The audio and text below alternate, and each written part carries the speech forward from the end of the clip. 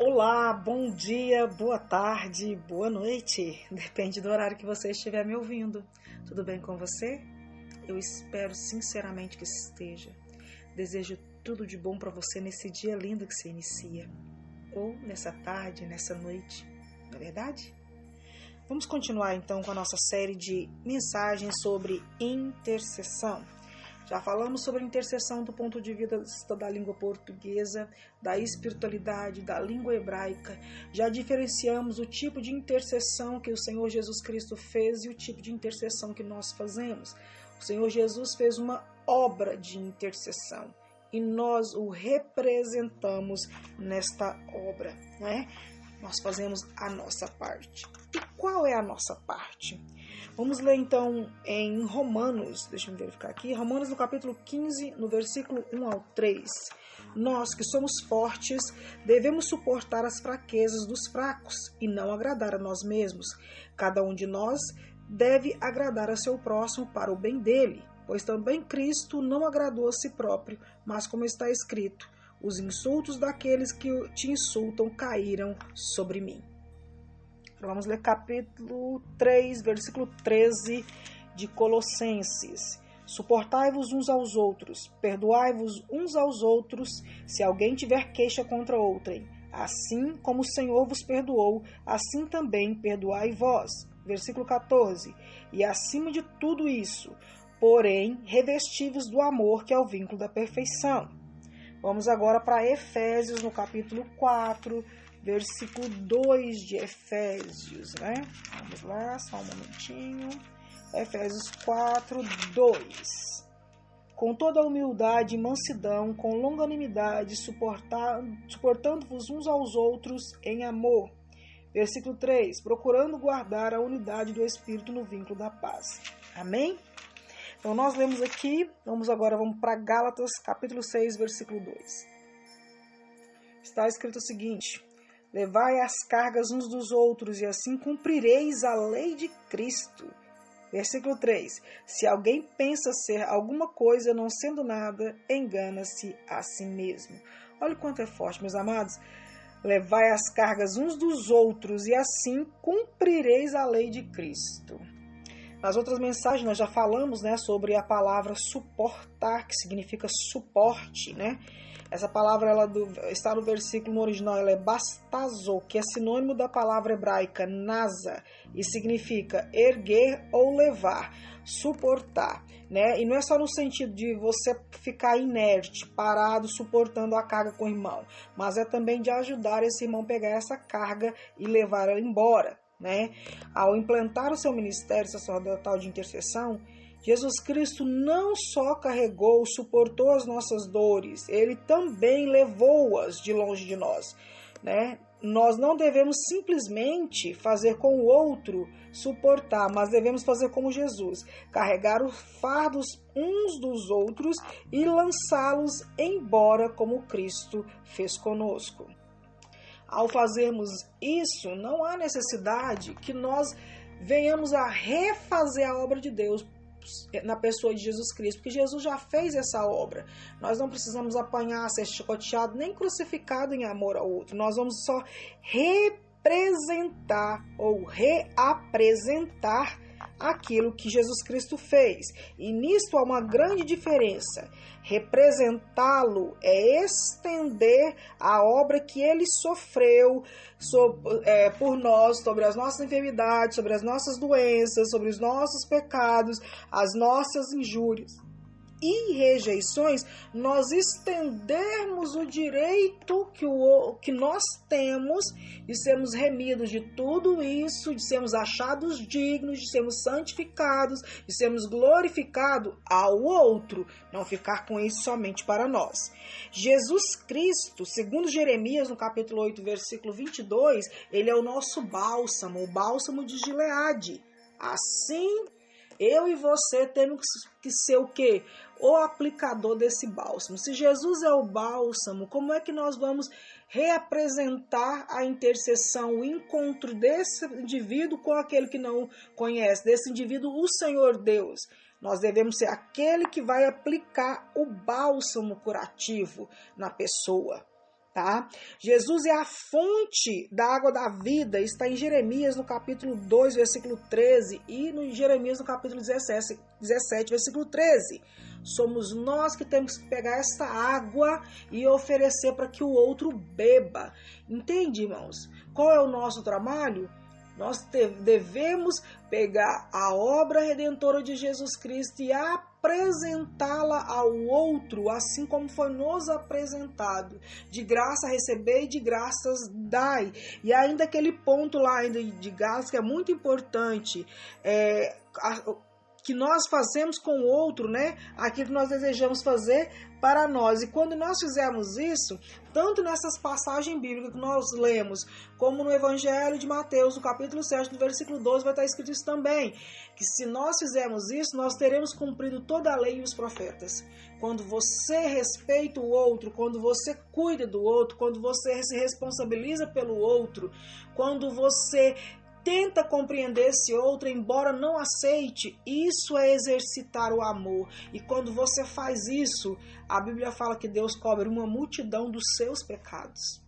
Por isso a gente tem que amar o outro, não é para que nós venhamos absolver, porque tem crente que acredita que quando a gente fala em amor, que a gente está absolvendo o outro fácil demais. Irmão, isso não é função nossa, nem julgar nem absolver. Isso é função de Jesus. A nossa função é suportar, é amar, é respeitar, sermos suporte do nosso irmão e ajudar ele a carregar o peso dele para longe dele.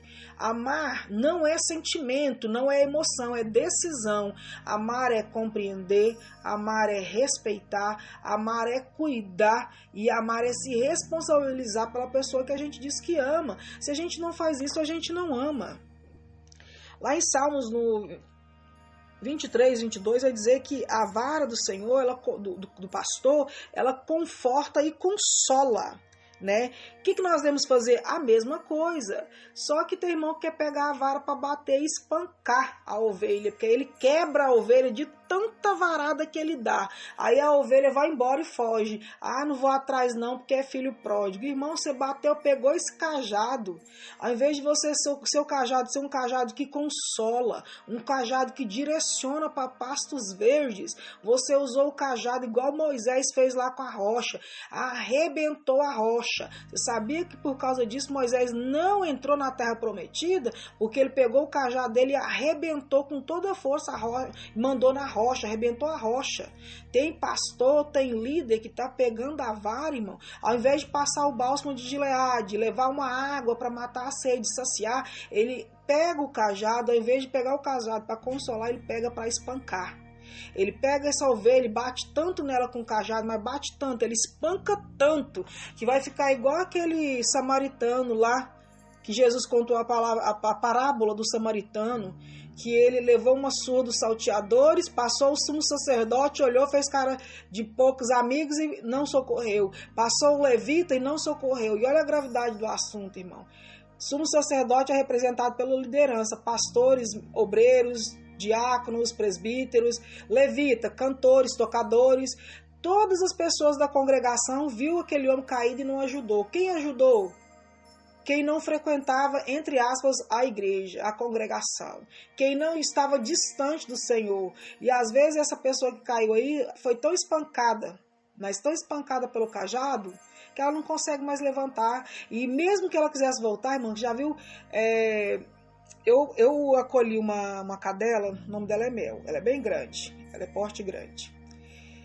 E ela ficou na rua, atropelaram ela e largaram ela lá para morrer.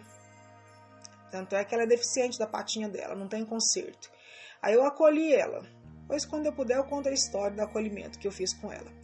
E essa cachorra, ela tão medrosa que se batesse o pé ela fazia xixi de medo. Porque foi tão maltratada na rua que na hora que você chegar perto para encostar, ela já grita e já chora de medo.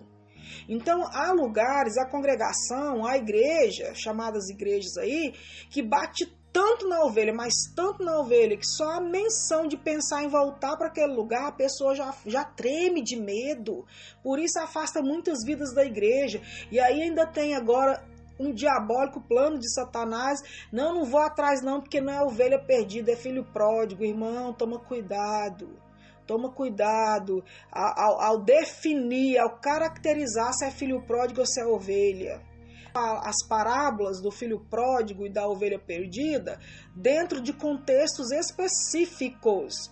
Ele interpretou um contexto de acordo com o que ele quis dizer, ele proferiu as parábolas. Não foi num contextão igual o povo está pregando aqui, não.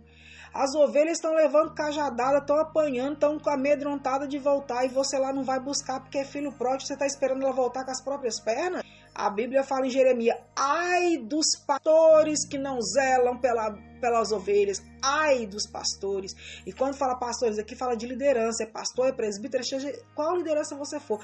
Ai de vocês, que Deus colocou uma alma para você cuidar e você espancou ela ao ponto dela sair da presença de Deus.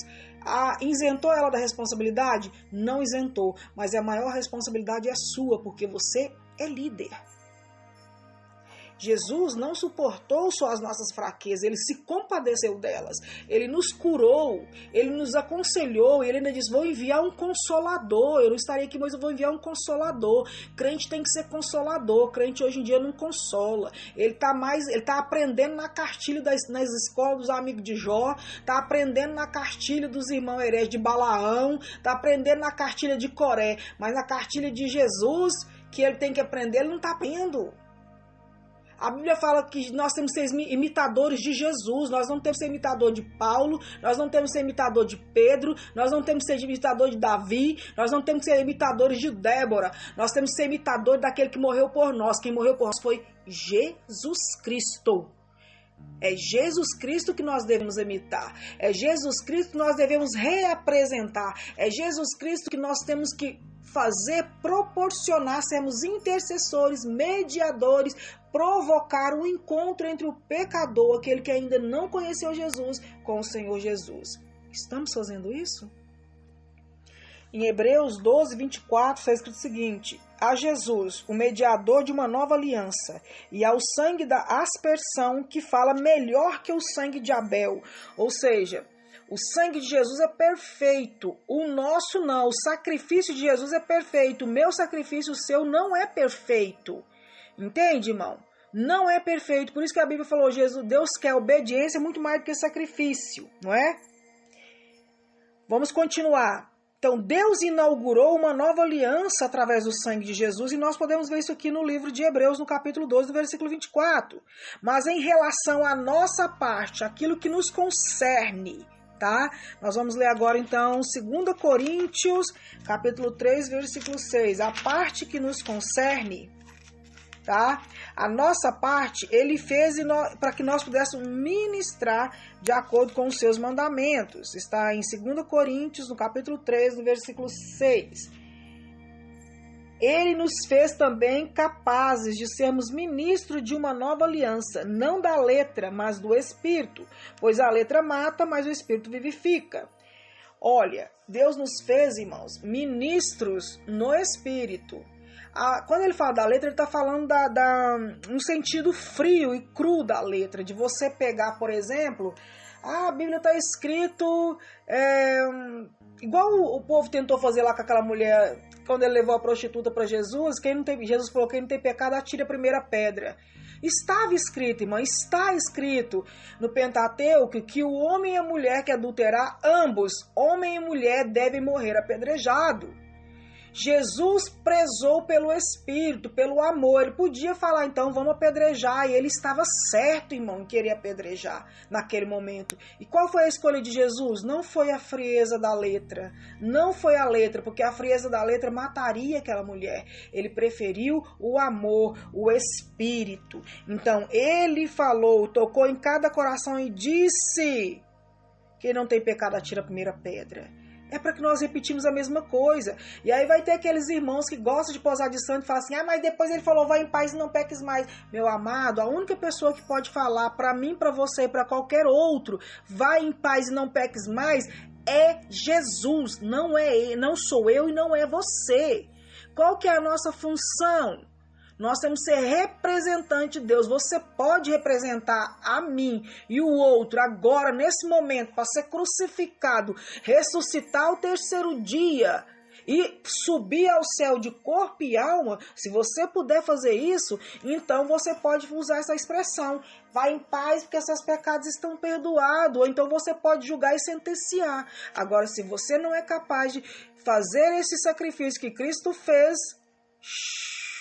silêncio, obedece a palavra.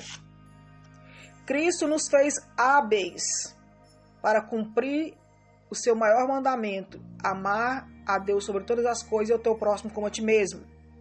Entenda todas essas palavras corretamente. Nós somos, a nossa parte, a parte que nos concerne é o que? Fazer o que Jesus fez. É o que? As bênçãos e as provisões da aliança, da nova aliança com o sangue de Jesus, das boas novas de salvação que Jesus Cristo veio trazer, é a parte que nos concerne continuar. Tá? É ela que vai assegurar com que os nossos benefícios, tanto meu quanto do outro. E Jesus é claro nisso. Amém? Espero que vocês, meu amado e minha amada, tenham entendido a mensagem contida nesses poucos minutos. E que o Senhor Jesus Cristo, que as bênçãos dele, em nome dele nós pedimos, que enriquece, não acrescentam dores, te alcance. E que a sabedoria do Eterno venha repousar sobre nós. E que o Senhor leve a nossa mente e nosso coração cativos à palavra de Deus. E para que isso aconteça, para que a minha mente, a sua mente esteja cativa à palavra, a gente não tem que saber só um capítulo, ou um versículo da Bíblia, ou um livro da Bíblia, ou só o novo, ou só o velho. A gente precisa saber da Bíblia toda. Que Deus em Cristo te abençoe.